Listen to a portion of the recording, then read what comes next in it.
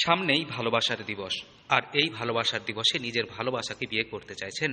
তবে এবার কিন্তু হতে হবে আপনাদের অনেকটাই সাবধান। শাখা পলা সিঁদুর কৌটো নিয়ে হাজির হলেও হবে না বিয়ে তারাপীঠে। কিন্তু কেন, কি রয়েছে নিয়ম বলি। আজকে আপনাদের জানাবো কি কি নিয়ম মানলে বিয়ে হতে পারে আপনাদের তারাপীঠ মা তারার মন্দিরে।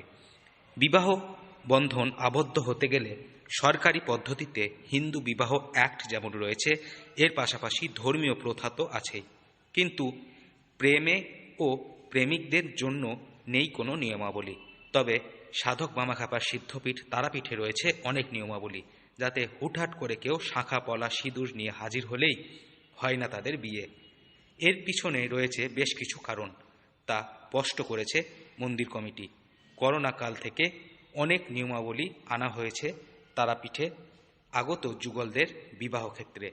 তার কারণ সরকারি নির্দেশে বিবাহ বন্ধন যেমন অটুট থাকে, যারা দম্পতি হচ্ছে তারা সারা জীবন সুখে সংসার করতে পারে।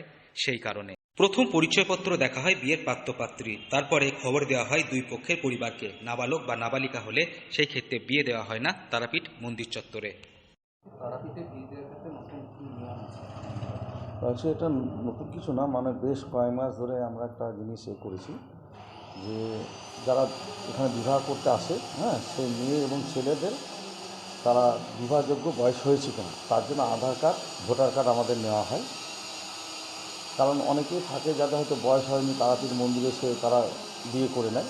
তা সেই জিনিসটা যাতে না হয় সেই জন্য আমরা এই ব্যবস্থাটা নিয়েছি। আর ছেলে মেয়ের দুই পরিবারের লোক আসে কিনা সেটা আমরা দেখিনি, মানে যেটুকু আমাদের ক্ষমতার মধ্যে থেকে করা সেটাই আমরা করি। কারণ এটা একটা ধর্মীয় স্থান, এখানে যেমন পুজো দিতে আসে, বিয়ে করতেও আসে। কারণ হিসাবে যেহেতু আইনত দণ্ডনীয় অপরাধ বলে গণ্য করা হয়। এছাড়াও অসাধু ব্যক্তিবর্গ মানুষ অনেক সময় কনেকে নেশা আসক্ত করিয়ে বিবাহ করতে চলে আসে। সেক্ষেত্রে কোনো অসঙ্গতি লক্ষ্য করলে মন্দির কমিটি তৎক্ষণাৎ পুলিশ প্রশাসনকে বিষয়টি জানান।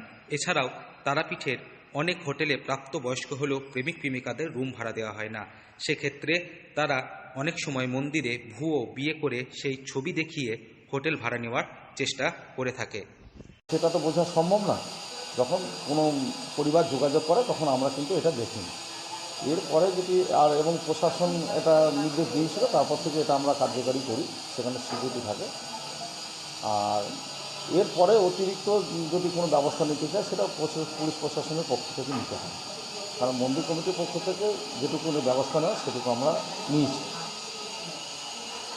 বীরভূম থেকে সৌভিক রায় রিপোর্ট, লোকাল 18 বাংলা।